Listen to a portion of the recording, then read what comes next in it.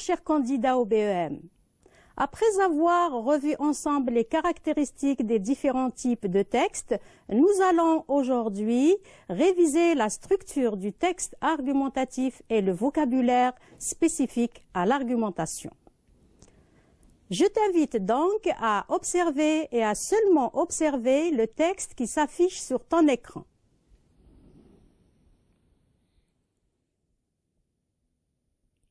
Alors, de combien de parties se compose-t-il? Il se compose de 3 parties. Elles sont visibles.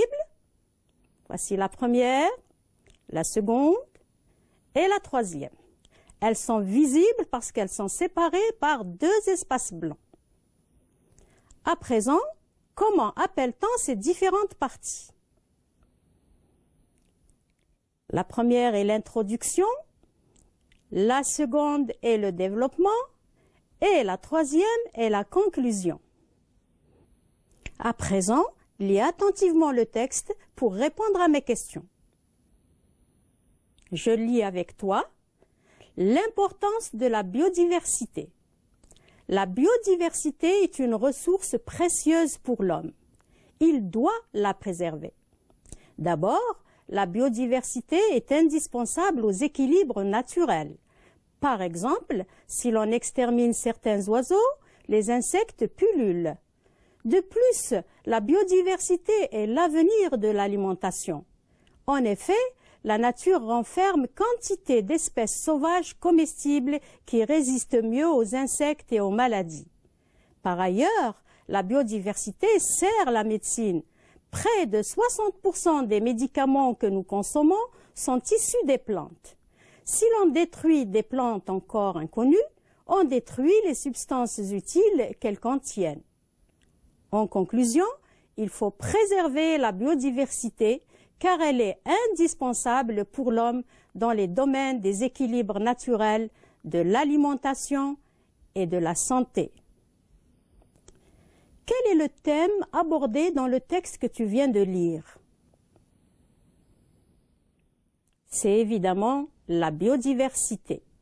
Je te rappelle que la biodiversité est l'ensemble des êtres vivants sur la Terre. Animaux, insectes, plantes, micro-organismes, y compris l'homme et leur habitat et aussi leur interaction. La thèse développée dans ce texte est « La biodiversité est une ressource précieuse pour l'homme, il doit la préserver ». Dans quelle partie du texte se trouve la thèse? Elle se trouve dans l'introduction. Combien d'arguments l'auteur donne-t-il pour appuyer son point de vue, sa thèse? Il en donne 3. Les voici. Le premier, c'est la biodiversité est indispensable aux équilibres naturels. Le second, la biodiversité est l'avenir de l'alimentation. Le troisième, la biodiversité sert à la médecine. Alors, quels sont les connecteurs qui introduisent et qui organisent les arguments? D'abord, de plus, par ailleurs sont ces connecteurs. Quels sont les exemples et les explications qui illustrent ces arguments? En voilà un. Si l'on extermine certains oiseaux, les insectes pullulent. C'est un exemple. Nous avons une explication. En effet, la nature renferme quantité d'espèces sauvages comestibles qui résistent mieux aux insectes et aux maladies. Une autre explication pour le dernier argument, près de 60% des médicaments que nous consommons sont issus des plantes.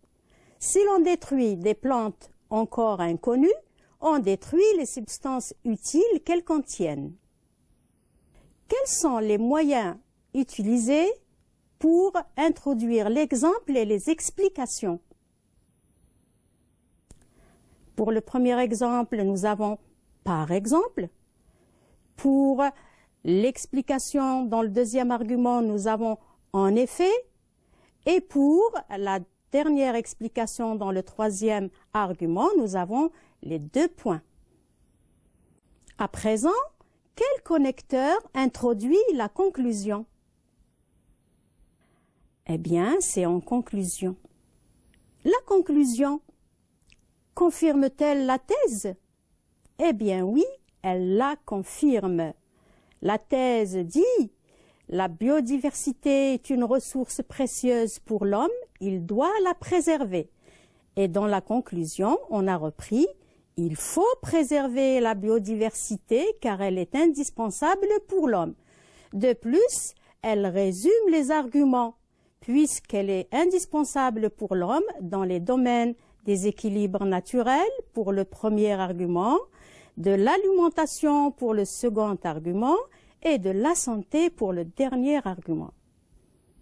Souviens-toi, dans le texte argumentatif, l'auteur défend un point de vue, une opinion sur un thème donné.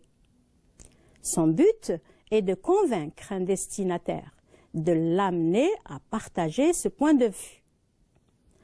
Pour défendre et justifier son point de vue ou sa thèse, l'auteur doit en donner les raisons. Pour cela, il s'appuie sur des arguments.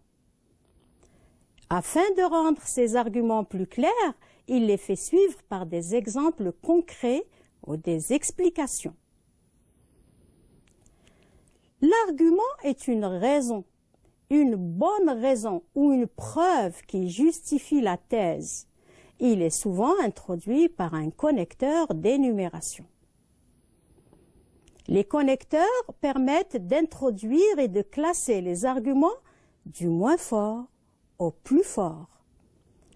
Voici, chers élèves, quelques connecteurs pour introduire les arguments. Pour introduire le premier argument, nous pouvons avoir d'abord, d'une part, en premier lieu. Pour introduire le deuxième argument, nous pouvons avoir ensuite, d'autre part, en second lieu. Et pour introduire le troisième argument, nous pouvons avoir enfin, par ailleurs, en dernier lieu.